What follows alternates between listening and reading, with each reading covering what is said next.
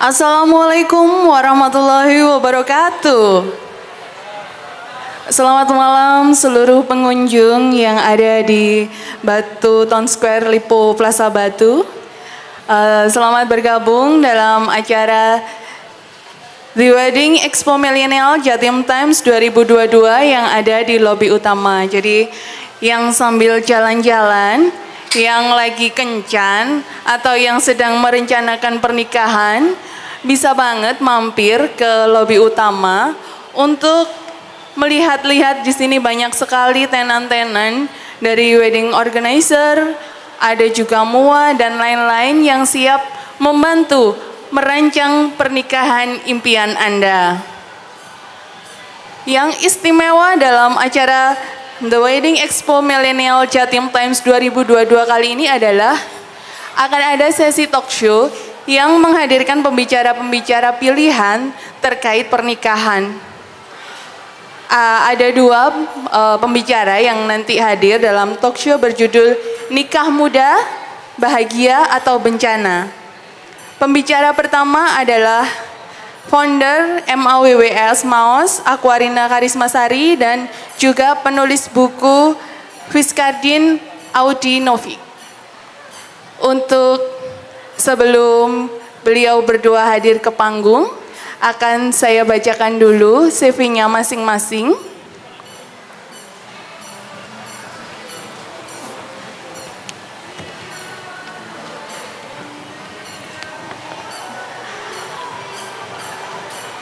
Fiskardin Audi Novik, lahir di Jakarta 15 September 1991, tinggal di Muring, Kota Malang, seorang ibu dari dua anak laki-laki. Beliau pernah bekerja sebagai jurnalis di Radar Malang Jawa Post Group, editor di merdeka.com, dan 2015 hingga sekarang menjadi penyuluh keluarga berencana BKKBN Jawa Timur.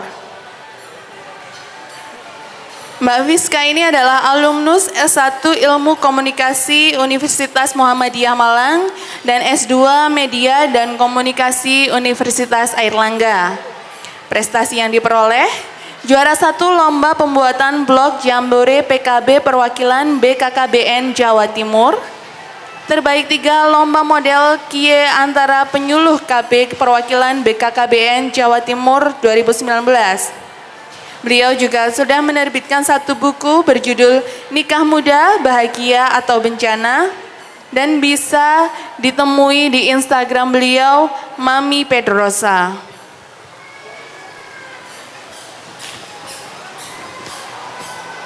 Untuk pembicara kedua, akan hadir Aquarina Karismasari, lahir di Malang 29 Januari 1984, penggiat kebudayaan, mahasiswi, dan penulis.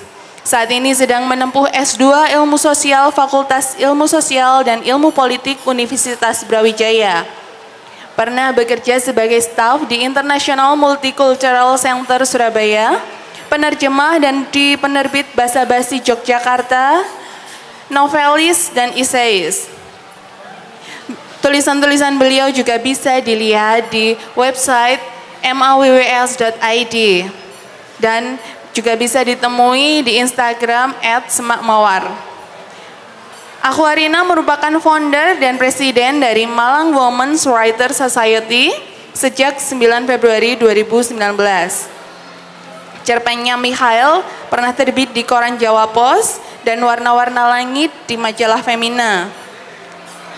Aquarina juga pernah menerbitkan novel dengan judul Hingga Pantai Seberang oleh Jejak Publishing dan menerbitkan sejumlah buku terjemahan, diantaranya Bulan Turun, Pulang dari Toni Morrison, Ajari Kami Melampaui Kegilaan Kami dari Kenzaburo Oi, Seni Mencintai dari Eric Fromm, Charles Darwin dan Evolusi dari Rebecca Steffov, Sejarah Cinta, Mempunyai atau Mengada, Perang dalam Diri Manusia, 4 Archetype dari Carl Jung, Goddess in Every Woman dari Sinoda Jean Bolen.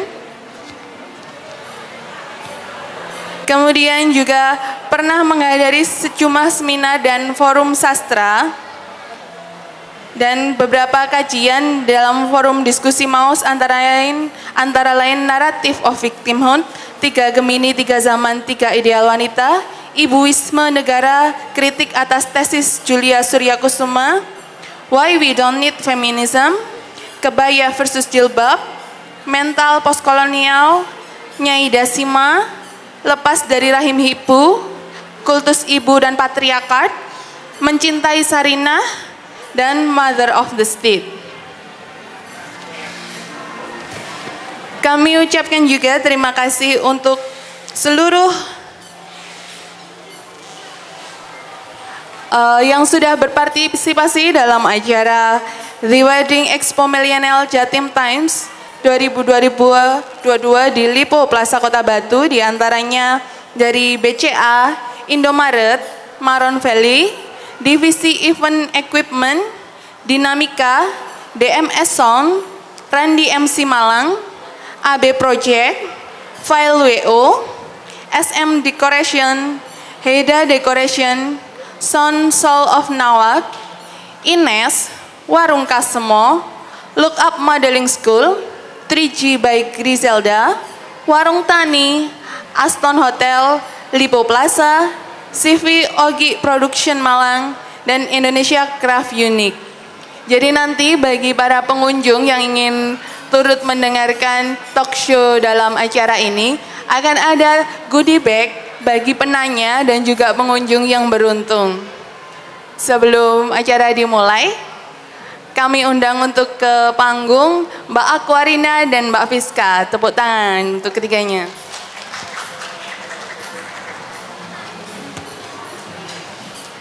Kali ini kita akan berbincang-bincang dengan 2 orang pembicara dalam talk show berjudul Nikah Muda, Bahagia atau Bencana. Hadir saat ini bersama kita ada 2 pembicara yang cantik-cantik.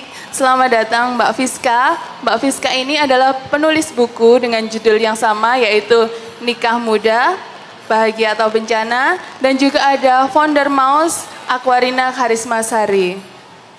Nah, terima kasih sudah datang dalam eventnya Jatim Times. Ya, sama-sama Mbak Lila. Selamat malam. Selamat malam juga Mbak Rina. Selamat malam Mbak Lila. Ini kan eventnya wedding, tentunya berkaitan banget dengan pernikahan. Ini ada satu buku yang menarik dari Mbak Fiska, judulnya Nikah Muda, Bahagia atau Bencana. Mbak Fiska bisa diceritakan sedikit nggak sih soal buku ini seperti apa? Oke, jadi buku saya ini adalah buku yang pertama karena background pekerjaan saya adalah seorang penyuluh keluarga berencana di Kabupaten Malang. Hampir setiap hari itu saya menemukan fakta gitu tentang pernikahan bawah umur gitu. Ketika saya melakukan pelayanan KB, contohnya itu ada akseptor, umurnya masih muda tapi kok anaknya udah 2, misalnya umurnya 19 tahun tapi sudah punya anak 2 gitu. Di situ saya kayak mulai curious gitu, mencari tahu kok anak remaja umur 19 tahun kok udah anaknya 2, itu nikahnya umur berapa kayak gitu. Ternyata kasus-kasus kayak gini tuh hal yang lumrah gitu di Kabupaten Malang. Saya sering nemu di beberapa kecamatan di tempat saya bekerja. Nah, karena rasa kan pernikahan dini itu kan banyak sisi negatifnya ya, karena usianya terlalu muda sehingga organ reproduksinya belum siap, dari sisi mental juga belum siap. Nah, dari situ saya punya kayak ada rasa gelisah gitu, kok di era saat ini kok masih ada sih anak remaja yang nikah muda gitu.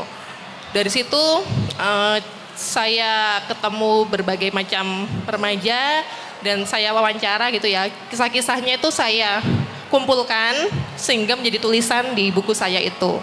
Dan di buku saya itu nggak hanya pengalaman remaja yang menikah muda, tapi ada juga point of view saya tentang kehidupan ya. Jadi mulai kehidupan saya kuliah, menikah itu saya jabarkan di buku itu. Jadi kayak sedikit curhat lah. Kalau Mbak Fiska sendiri memandang nikah muda itu seperti apa sih? Jadi nikah muda ini di BKKBN ya, karena saya bekerja di BKKBN, ada batas usia ideal menikah. Untuk laki-laki itu minimal 25 tahun, sedangkan untuk perempuan 21 tahun. Nah, kenapa sih ada batas usia seperti ini? Karena pertimbangan kesehatan fisik dan mental. Di usia perempuan 21 tahun itu dianggap organ reproduksinya itu sudah matang, sehingga kalau hamil itu akan melahirkan bayi yang sehat. Kemudian dari sisi mental, umur 21 dan umur 25 itu kan usianya udah lulus sekolah dan S1 udah bekerja. Otomatis kan pikirannya juga lebih dewasa kayak gitu. Kalau nikah muda di range usia 21 sampai 25 sih saya pro ya, karena memang sudah sesuai batas ideal. Dari sisi kesehatan dan mental, finansial sudah dirasa cukup. Tapi kalau di bawah usia ideal dari BKKBN menurut saya kurang dianjurkan ya, kurang disarankan ya, karena itu tadi akan menimbulkan banyak resiko dari kesehatan. Misalnya perempuan yang menikah di bawah usia 21 tahun itu beresiko melahirkan bayi dengan berat lahir yang rendah, kemudian resiko keguguran seperti itu. Dari sisi mental juga anak yang terlalu muda tuh belum siap untuk menikah gitu, sehingga rentan dengan perceraian atau KDRT seperti itu. Nah, Mbak Rina ini kan banyak sekali bergelut di bidang sosial. Sebenarnya fenomena nikah muda itu kalau dari kacamata Mbak Rina seperti apa sih, dan apa pikiran Mbak Rina terkait pernikahan muda itu? Saya sebenarnya agak ragu untuk menjawab ini ya, karena yang disebut muda itu sebenarnya indikasinya apa dan usianya berapa. Karena sepanjang perjalanan tahun ya, usia yang disebut usia dini dan usia muda itu selalu berubah-ubah gitu loh. Nah, beberapa puluh tahun yang lalu kan nenek-nenek kita ya 15 tahun menikah, 16 tahun menikah, dan tidak dianggap muda sebenarnya. Cuman memang seiring perkembangan zaman itu kok batas usia itu selalu berubah dan pertimbangannya juga selalu berubah-ubah gitu kan Mbak ya. Ya mungkin Mbak juga bisa menjelaskan kenapa selalu ada perubahan-perubahan dalam menentukan batas-batas usia siap menikah atau tidak siap menikah itu gitu. Kalau yang dari saya ketahui ya, dulu di undang-undang itu kan batas usianya 17 ya atau 16 tahun. Sekarang kan undang-undangnya berubah, undang-undang usia nikah ada batas minimal 19 tahun. Nah, sedangkan BKKBN itu punya standar sendiri gitu. Jadi BKKBN itu nggak mengikuti standar yang dari pemerintah gitu. Walaupun kita itu sebenarnya nggak melarang orang nikah, cuma menghimbau, menganjurkan kalau menikah ideal itu di atas 21 untuk perempuan dan laki-laki 25 tahun. Seperti itu. Mbak Rina mungkin pernah menyoroti soal konstruksi sosial pernikahan. Itu seperti apa kalau di masyarakat saat ini gitu? Apakah perempuan kan sekarang stigmanya mulai berubah ya, misalnya sekarang sudah banyak perempuan yang mandiri, artinya dia memilih untuk mungkin menunda pernikahan atau pernikahan di usia matang seperti itu, atau juga padahal tuntutan masyarakat menganggap perempuan yang memilih untuk menikah di usia matang dan secara baik itu secara fisik, secara emosional, secara finansial sudah mapan, itu mungkin masih ada pandangan-pandangan yang miring, terutama kalau di daerah yang bukan perkotaan gitu. Saya luruskan ya, bahwa anggapan bahwa zaman sekarang wanita itu mandiri, berarti dulu tidak mandiri gitu. Nah, sebenarnya itu anggapan yang sangat keliru, karena secara sosial wanita di Asia Tenggara itu memang dari zaman dahulu juga sudah terkenal mandiri gitu loh. Hampir tidak ada wanita di Asia Tenggara itu yang tidak bekerja sebenarnya. Nah, tapi perbedaannya adalah kalau zaman dulu wanita itu hidup di dalam extended family, dalam keluarga besar. Sehingga, dan itu masih bisa kita lihat di desa-desa kan. Jadi jarang sekali di desa itu wanita itu mengasuh bayi sendirian. Wanita ketika dia melahirkan dan punya anak, biasanya itu orang tuanya itu ikut bantuin jaga, ikut ngemong. tetangga-tetangganya juga ikut bantuin ngomong. Sampai ada istilah apa gitu loh, pokoknya delok bayi apa joko bayi gitu kan. Nah artinya memang dalam masyarakat zaman dulu, masyarakat pedesaan, masyarakat komunal, wanita itu tidak alone, nggak sendirian dia ketika menjadi ibu gitu kan. Nah itu berubah ketika masyarakat berubah dari masyarakat agriculture menjadi masyarakat perkotaan yang lebih individualistis. Jadi dari keluarga besar dia menjadi keluarga nuklir, keluarga inti yang hanya terdiri dari ibu, ayah, dan anak. Nah jadi wanita kalau hidup di perkotaan, maka secara harfiah dia itu sendirian. Dia ngasuh anak ya nggak ada temennya, nggak ada kakek nenek, nggak ada tetangga kan. Nah akhirnya kalau dari pandangan saya sebagai dari sudut kebudayaan ya, kenapa wanita pedesaan dan wanita zaman dulu itu lebih siap menikah? Karena sebenarnya hampir tidak ada perbedaan antara ruang publik dan ruang privat kalau zaman dulu itu. Jadi wanita menikah, ya dia masih bisa kerja sebenarnya. Contoh seperti TKW, rata-rata kan punya anak dan anak-anaknya bisa dititipkan keluarganya kan. Sementara kalau kita tinggal di kota, selalu ada pilihan publik atau privat, stay at home atau kerja di luar. Kenapa? Karena dia sendirian gitu loh. Gak bisa dia menikah, melahirkan, terus dia kerja, itu kan pilihan yang sulit kan ya. Nah jadi artinya ada kekeliruan pandangan yang harus kita luruskan bahwa zaman sekarang wanita menikah itu lebih mikir-mikir daripada wanita zaman dulu. Itu bukan karena sekarang wanita lebih mandiri, dulu tidak mandiri, tidak. Tapi karena konteks sosial dulu sama sekarang berbeda. Zaman dulu kita komunal, zaman sekarang kita individual. Itu yang membuat kita lebih sulit menikah sebenarnya zaman sekarang itu. Gitu kira-kira.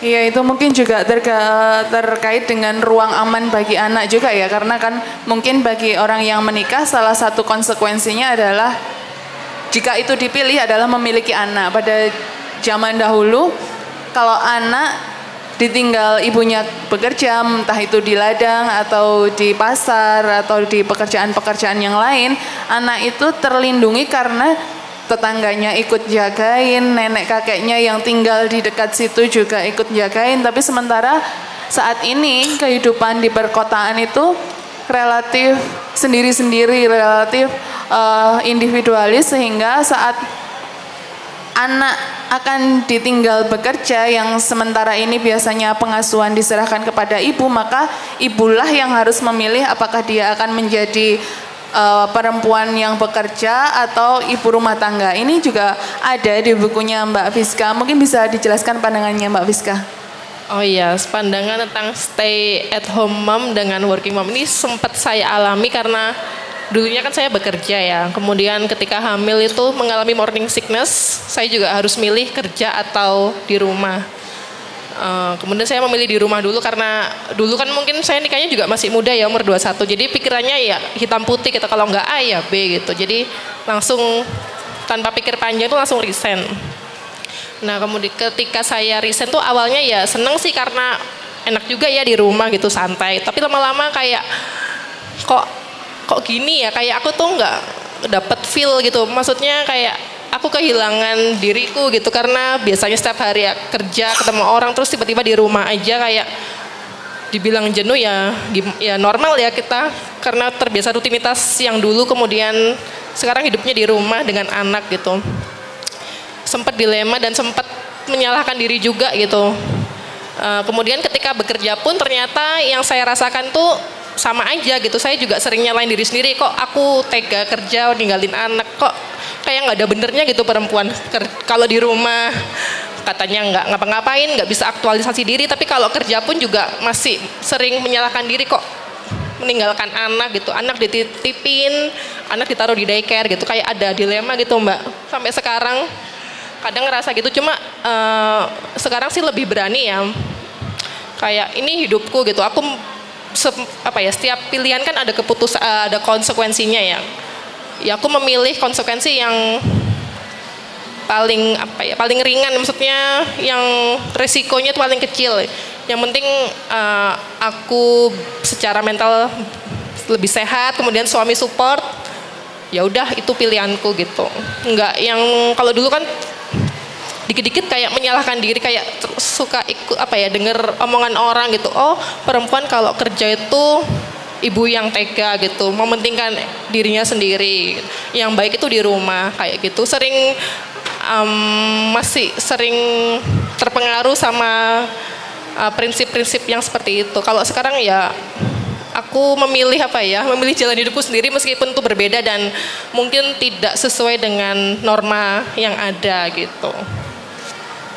Mungkin kayak ya itu bukan norma sih, kayak stereotip ya, perempuan tuh harus di rumah, ibu tuh harus di rumah kayak gitu kan, masih lekat banget gitu. Kalau perempuan bekerja terus anaknya dititipkan, terus kita sibuk, kita nggak masak tuh kayak masih ada omongan-omongan miring gitu.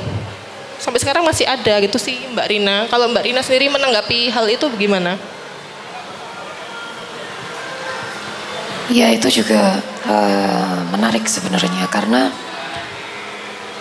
yang disebut norma tadi bahwa wanita yang baik itu adalah wanita yang ada di rumah, itu sebenarnya lebih kepada, kalau di Jawa itu lebih kepada norma priayi. Karena yang bukan priayi kalau zaman dulu itu kan selalu bekerja, Mbak. Jadi para petani, para pedagang itu selalu bekerja. Makanya di pasar tradisional itu kan mayoritas wanita kan. Ya itu karena kita itu memang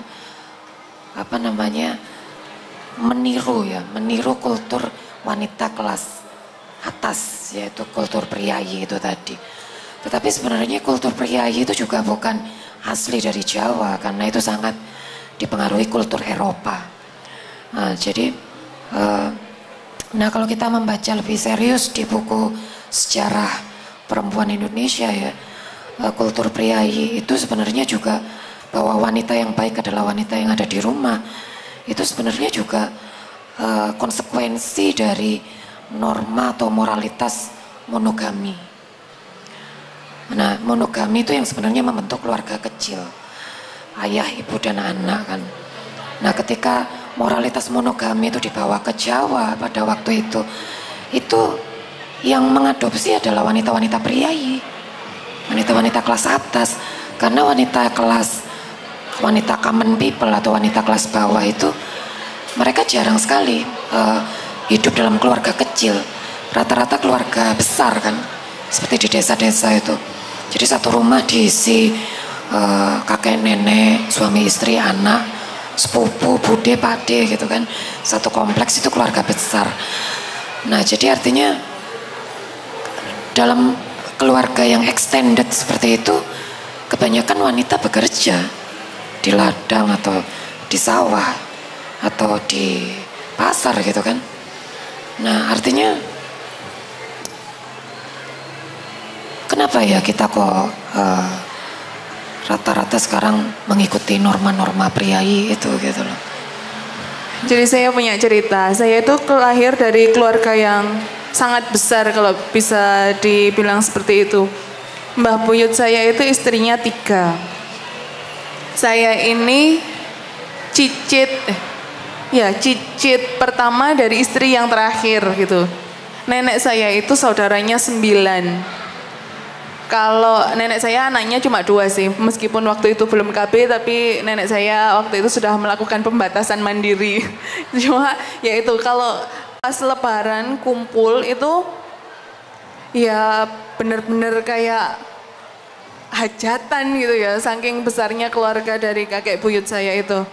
Nah, namun yang menarik adalah nenek-nenek buyut saya yang baik nenek buyut saya langsung atau nenek buyut tiri saya itu, mereka semua perempuan bekerja, mereka aktif di ladang karena saya basisnya di Jawa Tengah dengan pertaniannya, mereka bekerja, anak-anaknya cewek-cewek juga bekerja dan tidak ada istilahnya pandangan miring terhadap ibu-ibu yang memilih bekerja karena pekerjaan mereka itu saling support dengan sang suami. Jadi misalnya pola-polanya adalah ketika masa tanam adalah yang para pria itu mengerjakan ladang, yang para perempuan tugasnya adalah menyiapkan benih dan menanam karena mungkin tanaman-tanaman misalnya padi itu kan butuh sentuhan yang lebih lembut daripada tanaman yang sudah keras. Akhirnya tugas-tugas untuk menanam bibit-bibit padi itu adalah tugas yang perempuan. Kemudian yang menyiapkan sawahnya adalah laki-laki. Nah itu sebuah keharmonisan kan menurut saya. Tapi makin kesini ya seperti itu. Ada pengkelasan, bahkan kalau misalnya di internet sampai sekarang itu masih banyak banget kan perdebatan soal memilih jadi working mom atau ibu rumah tangga di rumah, padahal ya itu kan pilihan ya untuk di ruang yang saat ini. Dan kedua pilihan itu baik gitu, nggak ada yang lebih baik atau lebih buruk gitu kan, semuanya itu menyesuaikan dengan kondisi kita, kebutuhan kita dan keluarga gitu. Jadi kayaknya udah perlu diakhiri ya perdebatan working mom atau stay at home mom itu, karena semuanya baik. Ya tinggal menyesuaikan keluarga aja gitu, nggak perlu kita perdebatkan atau diadu mana yang lebih superior, mana yang lebih lelah, mana yang lebih banyak effortnya. Kayaknya nggak perlu sih, kita sesama perempuan harusnya saling support gitu. Tapi itu juga ada sesuatu yang menarik ya kalau dilihat dari etimologi bahasa gitu. Jadi istilah ibu rumah tangga itu saya coba cari etimologinya dari mana, itu belum nemu sebenarnya. Tetapi istilah ibu rumah tangga itu bukan terjemahan yang pas dari kata housewife. Karena istilah housewife itu kan kalau diterjemahkan secara harfiah itu kan istri yang ada di rumah ya. Istri yang ada di rumah. Nah terus istilah stay at home mom atau stay at home mother untuk membedakan dengan working mother itu juga istilah yang baru. Nah istilah housewife dengan stay at home mother itu saya kira tidak sama dengan konsep ibu rumah tangga. Karena di Indonesia ibu rumah tangga itu tidak pernah benar-benar stay at home. Dan itu sudah diteliti sama salah satunya etnolog dari Amerika yang bernama Sean Newberry. Dia membuat penelitian tentang rumah-rumah di Jawa. Jadi rumah-rumah di Jawa itu kan selalu ada 3 pintu. Pintu depan, pintu belakang, dan pintu samping. Nah pintu belakang dan pintu samping itulah tempat keluar masuknya para ibu-ibu. Nah artinya ibu-ibu itu menggunakan pintu samping atau pintu belakang itu untuk akses bertetangga dan bersosial gitu loh. Nah jadi istilah ibu rumah tangga itu tidak sama dengan housewife atau stay at home mother. Karena kita agak sulit ya menemukan ibu rumah tangga yang benar-benar stay at home dalam pengertian seperti ibu-ibu di barat lah katakan. Seperti Mbak Fiska. Misalnya ibu rumah tangga pun pasti bersosial kan. Ya ada ibu RT, ada ibu pengajian mungkin. Ada ya macam-macam ya. Nah artinya kan itu konsep-konsep seperti itu yang harus benar-benar kita evaluasi gitu loh. Benarkah sebenarnya kita itu semenderita itu, ya gak sih? Benarkah kita harus memikirkan bahwa kita itu semenderita itu gitu? Sebenarnya juga enggak gitu loh. Kalau dipikir-pikir juga kita wanita Indonesia itu jauh lebih beruntung dibandingkan ya katakanlah mungkin ya wanita-wanita barat misalnya atau wanita-wanita di negara-negara yang lain.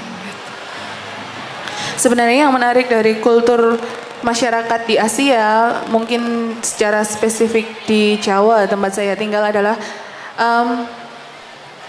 rata-rata ibu-ibu meskipun dia menyebut dirinya ibu rumah tangga atau dianggap ibu rumah tangga, mereka selalu melakukan kegiatan-kegiatan komunal, entah itu PKK, posyandu, arisan, jualan makanan di grup WhatsApp. Itu adalah bentuk-bentuk bahwa wanita-wanita di Asia dan ibu-ibu yang katanya ibu-ibu rumah tangga itu pun tidak lepas dari kehidupan sosial. Jadi enggak yang selalu melulu cuma di rumah ngurusin anak, bersihin karpet, melihara kucing gitu ya.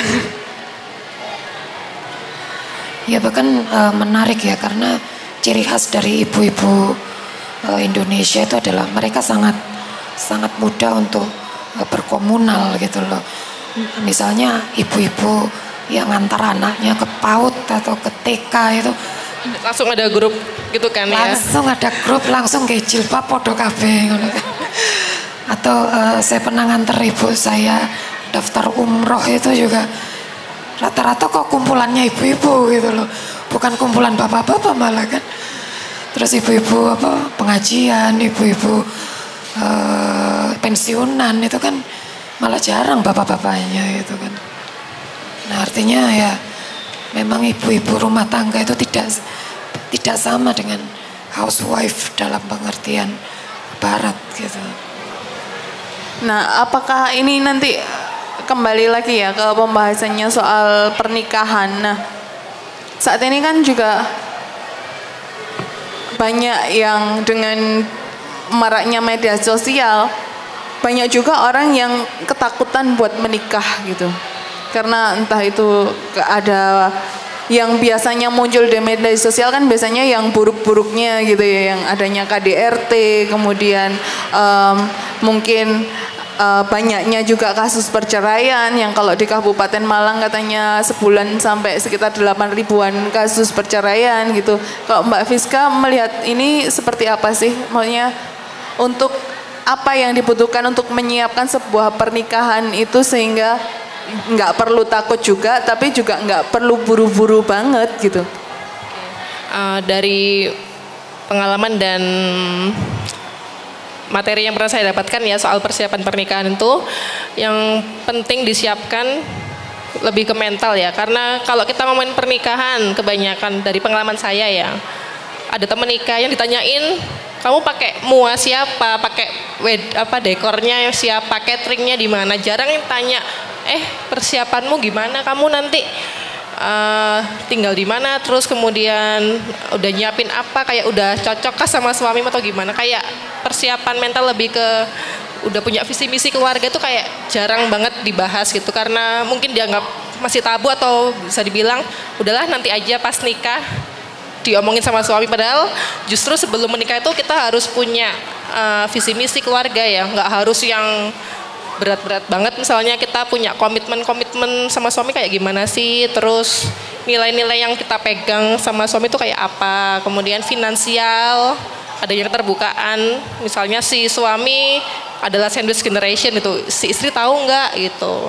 Jangan sampai ketika udah nikah ternyata suaminya itu punya tanggungan membiayai adik-adiknya atau punya hutang katakanlah, istrinya nggak tahu, terus istrinya nggak terima gitu loh, kok uang belanjaku cuma segini misalnya gitu. Kadang sering banget faktor ekonomi itu jadi bahan perdebatan gitu, karena mereka nggak, kebanyakan yang saya temui ya anak-anak muda itu jarang ngomongin hal tersebut itu, karena mereka yang penting nikah dulu, nanti dibicarain kemudian, yang penting halal dulu gitu. Jadi sebaiknya sih persiapan kayak pesta ya perlu juga, cuma jangan lupa menyiapkan mental dan kesehatan gitu. Nah, jika mentalnya sudah siap, pengunjung-pengunjung yang mungkin lagi kencan atau nonton filmnya Mencuri Raden Saleh di Lipo Plaza Batu bisa mampir ke lobi utama Lipo Plaza Batu untuk melihat ada tenan-tenan kita yang menyediakan semua perlengkapan pernikahan, mulai dari MUA, ada juga wedding organizer, ada juga catering, ada juga di sana baju-baju pengantin, kemudian ada perumahan juga bagi yang ingin nikah, nanti hasil nikah dapat buat DP rumah itu bisa banget. Ada juga venue-venue menarik dengan paket-paket wedding yang ditawarkan. Ada diskon hingga 50% bagi teman-teman yang mampir ke stand. Dan juga akan ada door prize berupa paket honeymoon lengkap. Honeymoonnya kemana masih rahasia, tapi bagi yang nanti deal di tenan dan di acara ini yang berlangsung sampai hari Minggu akan ada undian dan berhadiah honeymoon gratis. Maaf ya, disela sama iklan ngobrolnya. Nanti kok tadi Mbak Rina tanya honeymoonnya kok rahasia. Karena nanti juga akan disesuaikan paketnya. Apakah kalian mau ke Maldives atau mau ke Raja Ampat. Nah kayak gitu contohnya. Jadi yang pasti akan ada paket honeymoon. Ngomong-ngomong lagi soal ini. Kenapa sih kok yang herannya, yang menurut saya agak mungkin jadi beban pikiran adalah wanita yang selama ini dituntut untuk lebih segera menikah. Itu kan Mbak Rina sebagai pemerhati budaya dan aktivis juga, mungkinkah ada konstruksi sosial atau seperti apa sih Mbak? Kenapa kok selama ini yang cenderung dituntut untuk segera menikah itu adalah perempuan?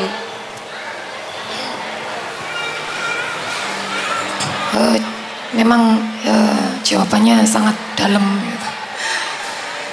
Ya sekali lagi memang norma kita, norma atau moralitas kita itu moralitas priayi yang berasal dari moralitas Victorian namanya. Victorian itu dari Inggris ya, yang dibawa oleh penjajah, oleh kolonial ke Indonesia, ke Jawa terutama. Nah di dalam moralitas Victorian itu norma agama, dalam hal ini agama Kristen memang sangat kuat gitu. Nah konstruksi wanita dalam secara alkitabiah ya, memang wanita yang baik itu adalah wanita yang perawan. Jadi ada dikotomi antara wanita baik-baik dengan wanita yang tidak baik-baik gitu. Nah wanita yang baik-baik itu adalah wanita yang innocent secara seksual, artinya dia virgin atau dia perawan gitu. Nah sedangkan wanita yang tidak baik-baik adalah wanita yang sudah tidak innocent secara seksual gitu kan. Nah sehingga ya memang itu berkaitan sekali dengan kenapa wanita harus menikah, karena kalau dia tidak menikah ya maka dia tidak akan memiliki penyaluran terhadap seksualitasnya gitu kan. Terus yang kedua juga apa ya istilahnya, di dalam agama, terutama agama-agama Abrahamik, Kristen dan Islam, wanita yang baik memang adalah wanita yang menjadi ibu gitu. Nah sehingga satu-satunya penyaluran untuk menjadi ibu ya menikah gitu kan. Kalau dia tidak menikah kan dia tidak jadi ibu gitu. Nah terus apalagi ya, kenapa harus wanita yang menikah? Lali apalagi ya? Ya kira-kira begitu ya. Oh ya, terus tentang itu tadi, monogami itu tadi. Monogami adalah moral memang. Monogami adalah moral. Dan moralitas monogami itu sebenarnya usianya baru 100 tahun. Artinya sebelum monogami itu ditetapkan sebagai moralitas dan hukum, di banyak kebudayaan di dunia ini tidak menganut monogami. Ada poligami, ada poliandri. Nah, ketika monogami menjadi moral, maka moralitas yang lain itu ikut menyertai. Salah satunya adalah setia untuk selamanya, living happily ever after.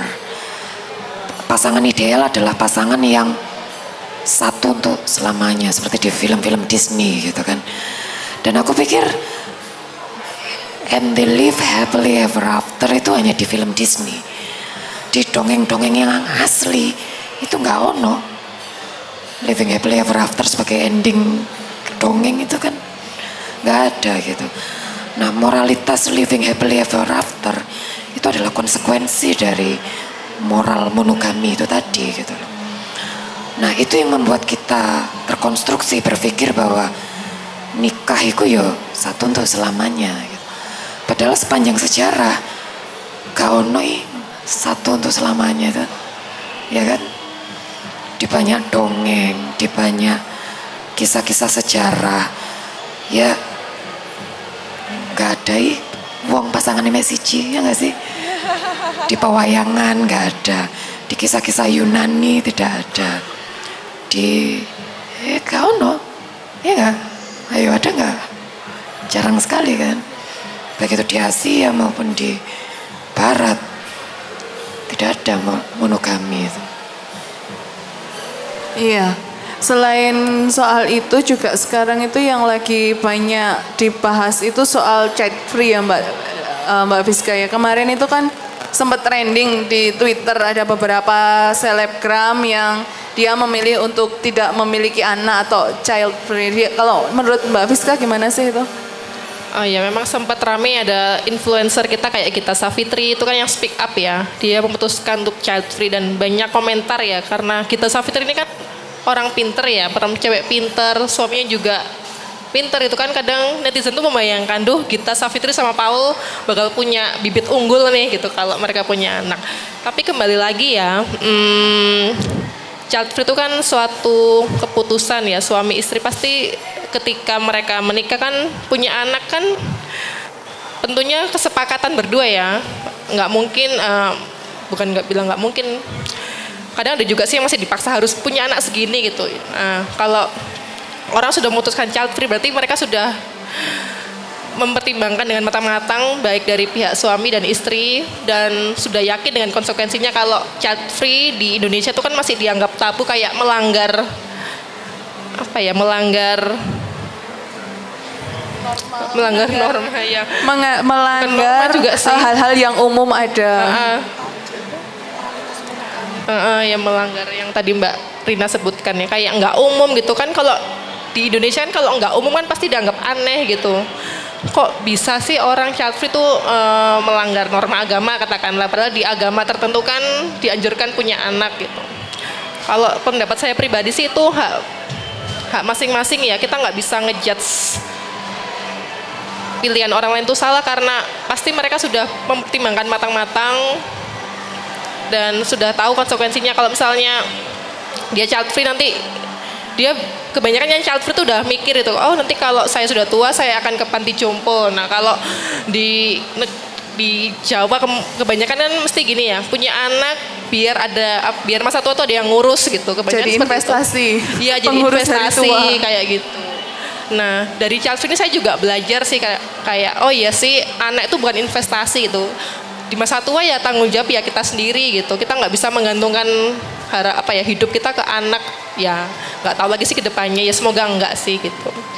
Jadi ya wacana child free ini juga ada menambah insight baru sih buat saya, kayak itu tadi yang anak bukan investasi dan setiap orang tuh punya pilihan gitu loh.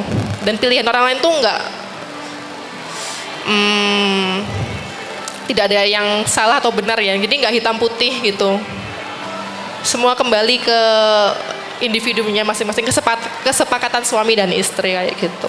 Nggak salah juga sih, saya nggak mendukung child free, saya juga nggak menolak ya. Cuma kalau ada yang memilih child free ya monggo, itu segala konsekuensinya kan ada di tangan kamu kayak gitu.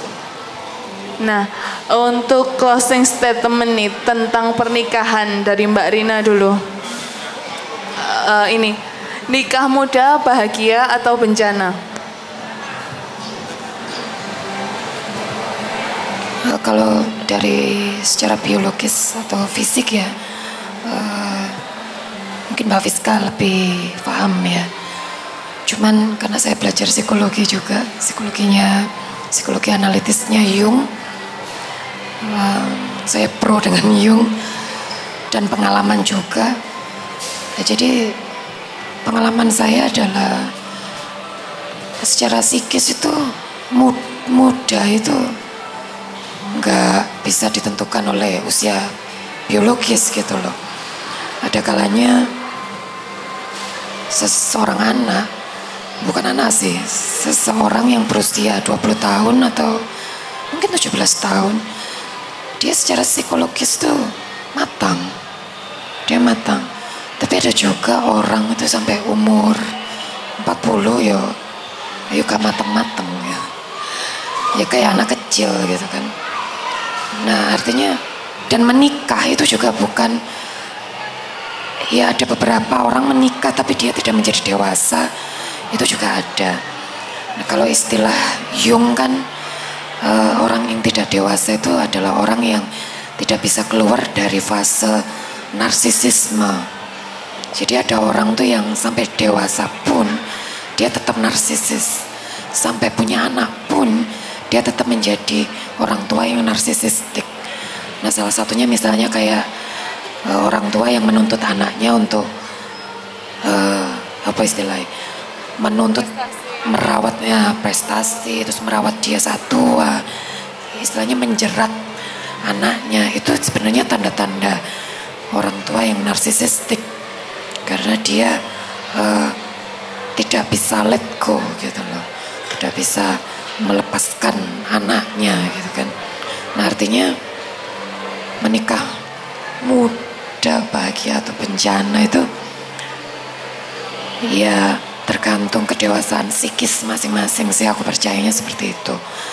Tidak bisa, saya tidak setuju dengan BKKBN yang menetapkan harus 19 atau apa, tapi kalau menurut aku psikis sih Mbak, lebih ke psikologis ya. Meskipun fisik juga iya, tapi psikologis itu juga sangat penting gitu. Gitu sih. Kalau dari Mbak Fiska? Soal nikah muda bahagia atau bencana, silakan dibaca di bukunya sendiri karena saya nggak bisa menjawab. Jawabannya ada di buku saya. Bukunya ini bisa diperoleh di akun Instagram Mami Pedrosa. Jadi nanti teman-teman bisa cek atau juga bisa cek nanti namanya Mbak Fiska di Google, nanti akan ada rekomendasinya. Terima kasih buat yang sudah menyimak, dan untuk event The Wedding Expo Millennial Jatim Times 2022 ini didukung oleh 20 lebih sponsor pendukung, antara lain BCA, Indomaret, Maroon Valley, Divisi Event Equipment, Dinamika, DMS Sound, Randy MC Malang, AB Project, File WO, SM Decoration, Heida Decoration, Sound Soul of Nawak, Ines, Warung Kasemo, Look Up Modeling School, 3G by Griselda, Warung Tani, Aston Hotel, Lipo Plaza, CVO Gig Production Malang, dan Indonesia Craft Unique. Nah, untuk kenang-kenangan ada goodie bag dari sponsor, salah satu sponsor kami yaitu Indonesia Craft Unique, rumah souvenir ini, biar ada tanda kalau dua orang perempuan hebat ini sudah mengisi acara di gelaran The Wedding Expo Millennial Jatim Times.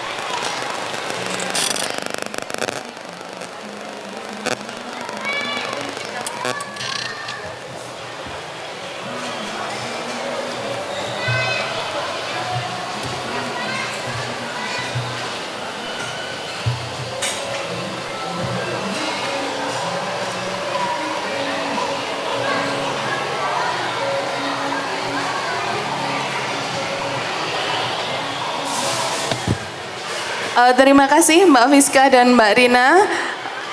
Nah, sampai jumpa lagi di dialog-dialog selanjutnya. Teman-teman, habis ini di panggung utama The Wedding Expo Jatim Times 2022 akan ada penampilan spesial yaitu musik. Untuk selanjutnya kami persilakan untuk persiapan. Ditunggu ya penampilan spesialnya.